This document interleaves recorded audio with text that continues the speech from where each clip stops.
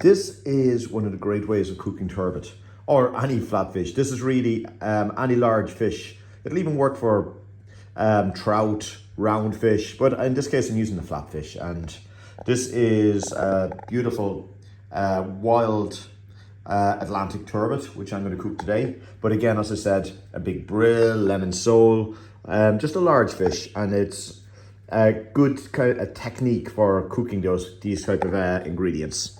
So what I'm going to use today is I have a large flatfish. This guy is about a kilo, just over a kilo, about 1.2 kilo. Good for 2, maybe even you push 3 portions out of him. And then what I'm going to be doing here is I also have some potatoes. Now with the potatoes, I've just cooked them, as you can see. You probably can't see it, but there's a little bit of steam still coming off them. I've boiled them in some very, very lightly salted water. Keep the skins on. Most of the nutritional value in a potato is actually under the skin and just inside the skin. And so just wash them well, keep the skins there. Also, I've got plenty of greens that I'm going to be doing with this. And I have some stem broccoli, which are about 100 grams, about 100 grams of asparagus, about 100 grams of spinach, and I'm also going to just need just a half a lemon. You don't need it too citrusy. A little bit of olive oil, and if you have any fresh herbs, brilliant. I'm using just a couple of bay leaves here. I've got fresh ones just in the garden there. A little bit of herb fennel and a bit of oregano. So again, very, very simple dish, very, very versatile. And what I'm going to first do is just show you how to prepare the fish. Now, having said that, with the fish, I just always a good idea is to get a few ice cubes. If you're holding your fish overnight, put them in a deep tray and put ice cubes over him, because domestic fridges, they don't tend to hold seafood quite as cold as you'd like it to. And first of all, another thing as well is I'm going to show you just how to prepare the fish here, how to get and how to retain some of the trimmings that you could use for another dish and make a very simple stock, but we'll keep that back for another day. So there you go. So here's my turbot. Now I'm going to show you how to prepare it for the oven, and what on papillote is, or papillote, and my French is not good, is cooking in paper. So it's all the ingredients in together. Now first of all, the quality of your fish. Fishmonger should do all the prep. Things to look for are, first of all, have a look underneath the gills. This is probably the best indicator. They should be nice, bright and pink. Flesh should be nice and firm. When you put your finger on it, it should bounce back out again. It should have a nice bright and slightly slimy feel to the fish. It should be glossy. The eyes should be nice and bright. And follow your nose, smell it. It should smell fresh and clean. If you get a kind of a bad fishy smell, it's probably not a good fish. So I could cook this fish on papillote completely whole, no problem at all. But it gets a bit messy, I find, when you're eating it. So I'm going to trim it down, and also I'm going to keep the trimmings. I'm going to put them aside and freeze them. And if I want to make a nice seafood ramen, I can make almost an instant stock as I'm boiling my water using those trimmings. Drain them off, and there's my stock. So what I'm going to do here is, I'm not going to use a knife, I'm going to use a heavy scissors. Now your fishmonger will do this, no problem for you at all. I'm just going to cut in, just following the lines here. And again, in particular, a fish such as turbot, you want to, just going to use the knife here. A fish such as turbot, keep these bones, because turbot in particular as a fish has incredible flavor in its bones. And you know, it would be a shame to waste those. So I'm just going to take all of those out. And now for the fin parts, I'm going to cut. There's small little bones. You can probably hear them underneath the flesh, which are extensions of the side fins. Now, you don't want to cut here where it might look obvious. Go in maybe 2-3 centimeters, about an inch, and cut around there. so that you're taking off these little bones, because they're an awful nuisance when you're trying to eat it, and they kind of get a bit everywhere for a lot of people. So I'm just going to take off the tail.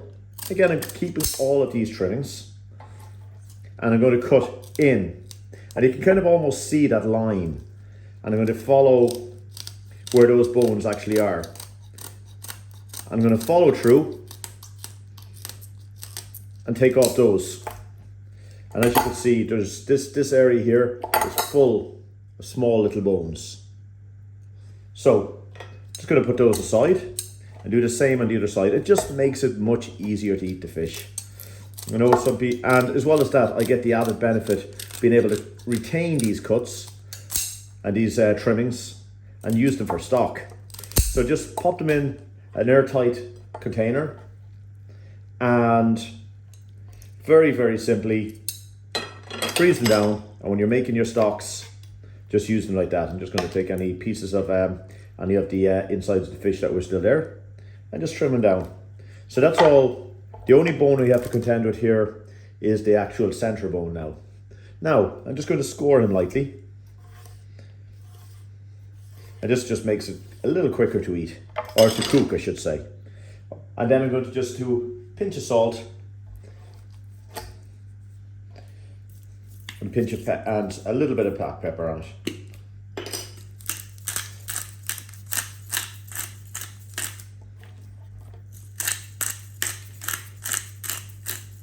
Now, when cooking, I'm just going to put him aside now.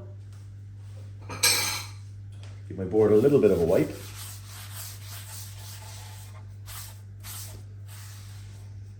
Now, when I'm cooking on papillote, a lot of people will put all of the vegetables and absolutely everything into the package, into the paper. I actually like to, I'm going to use the potatoes in the paper because they're going to soak up any of the juices from the fish.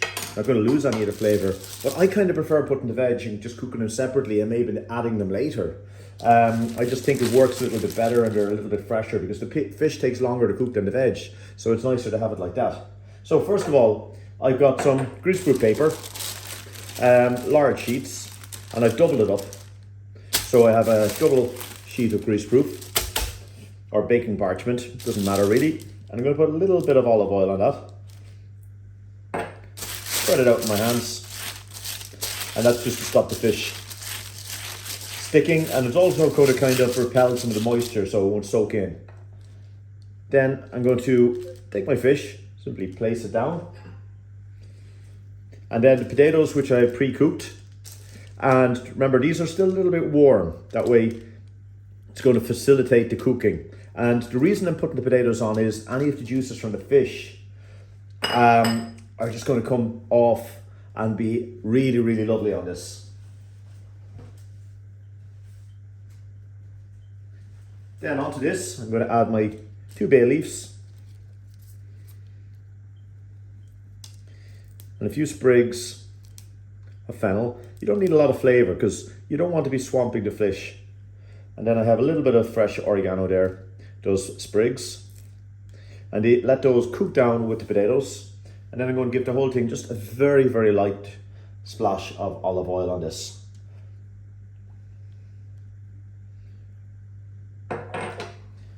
And then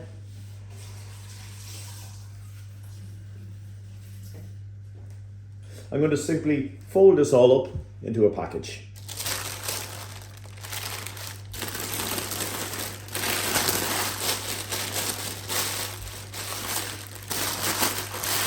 Kind of think, kind of Christmas crackery kind of package.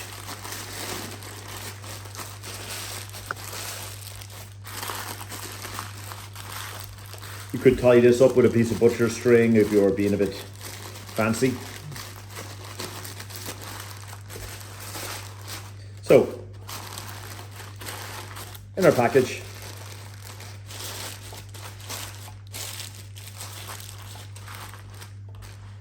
and that is just going to go directly on an oven tray. And I'm going to cook this in my hottest oven possible.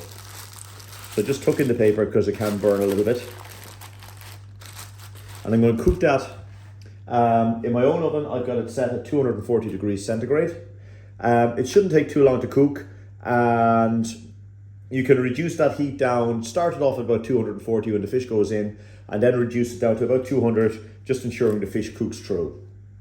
So that's into the oven then. So I'm just popping my little package of fish in the oven, 200 degrees, 240 degrees, and that'll probably take somewhere between 20 and 30 minutes in the oven to cook at a good hot heat. And as I said, I'm cooking at 240 degrees here, but if I find that it's a little bit too hot, I'll reduce the temperature. There's plenty of moisture inside the fish there. It's trapped in there, so you don't really have too much of a worry about it overcooking. Now I'm just going to have a little check on my fish. It's been in the oven now at about 25 minutes. Now, it's really difficult for me to give you a cooking time with this because the fish itself is always going to be a little bit individual if I'm using turbot, lemon sole, and also the oven itself. But I'm just going to open up the package a little piece. But just keep an eye on it as it's cooking. And when the fish starts to come away from the bone, as you can see, this has got a little bit more cookery to do. So I'm just going to seal it back up again. And what you're wanting for is the fish to just start gently coming away from the bone. So I'm just going to pop that back in the oven again just to continue cooking.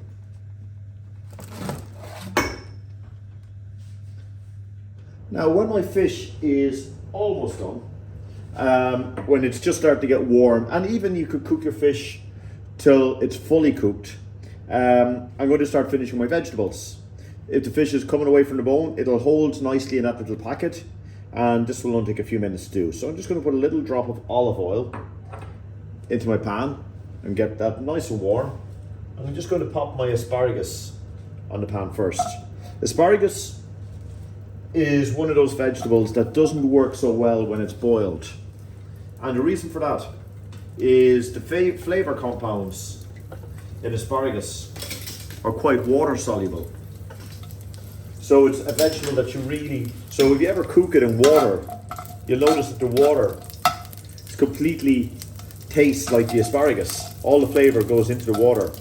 Artichokes are another one of these vegetables. So it's always best to grill them or lightly fry them, or even steam. Anything that you're not allowing all those flavor compounds to leave the asparagus. So I'm going to just toss that around just for a second, just to grill them a little bit. And then also at this stage, I'm going to add in my broccoli.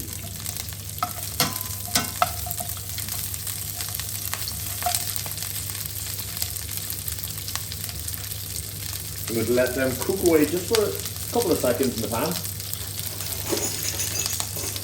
And then I'm going to add about a tablespoon of water. Also going to add a pinch of salt at this stage. The water just speeds along that cookery. Get a tight little fitting lid on it. And let the veg at nice high heat cook for about 30, maybe 45 seconds. Just keeping an eye on them as they cook. Now, after about 45 seconds on a nice high heat, as you can see, my vegetables are nice and green, a little bit of charring on them, and as you can see, very, very little oil is really needed. And it's nice to get that little slight charring on the veg, just to make them as tasty as possible. Now I'm just going to add all my spinach in at the same time. Maybe a pinch more olive oil, just a teaspoonful is probably more than enough. Just to get for the spinach, you're going to put a little pinch of salt in there. And now about another tablespoon of water. Cover that over. And now I'm just going to turn off the heat, but I'm going to leave I'm going to completely turn off the heat, but leave the lid on the pan. That's just going to cook away nicely there for a few seconds and cook through. And that should be just nicely timed for when the fish is ready. But as I said, you don't have to worry about timing this too much. If the fish is cooked, the fish will hold nicely in that little package, and then go ahead and cook your veg and then add them later. But I just like when the veg is nice, green and vibrant. So again, I'm not cooking them all in the veg, in the little package, but just the potatoes. Now I'm just going to push those veg aside, and I will just have a check on my fish here, which I suspect should be about cooked now at this stage. It took about 30 minutes in the oven cooking at a very, very high heat. I know my package is a little bit open. Some people would insist that it's completely closed, but it's not the end of the world. So there we go. I'm just going to open up my package. And as you can see, the potatoes and everything has just taken in all the juices. The juices have left the fish. And as you can see, the fish is just nicely leaving the bone. So it's lovely, firm, meaty. And I can have all my potatoes there. I'm just going to push those a little around. Now to serve this, I'm just going to serve it actually in the package, because don't forget, I trimmed it and the bones won't be too much of an issue. So the way to go with this is open the whole fish completely wide open. And there you can just see it, it just looks absolutely perfectly cooked. There we go. So what I'm going to do is, those vegetables are also nicely cooked. So I'm going to, first of all, transfer the fish onto a serving plate. There we go. I'm going to keep that package nicely opened out like that. Excuse me. And now I'm going to just take my vegetables, which I just cooked. I'm going to take off the lid. There we go. All those lovely green veg that I've just cooked. And I'm going to just neatly place them around the fish. So now you have everything there, and you don't even have to worry about washing a plate. And again, this is a lovely way of cooking a large fish. And I would just serve it in on the plate and let people, I like to allow people to take what they want as opposed to kind of filling up a plate. Finally, I'm going to take my half lemon. I'm just going to give a generous squeeze of lemon around the fish, just a half lemon. And a little drizzle just to finish up the olive oil, just on the fish and around the vegetables. And there we have it. Our flatfish papillote. And I probably will have somebody correcting my French quite soon. And I can just garnish that just to finish with, I have a little bit of excess of the fennel herb, and I can just pop that around, and that gives a lovely hit of freshness as well, because that's a particularly good herb with fish. There we have it. Lovely.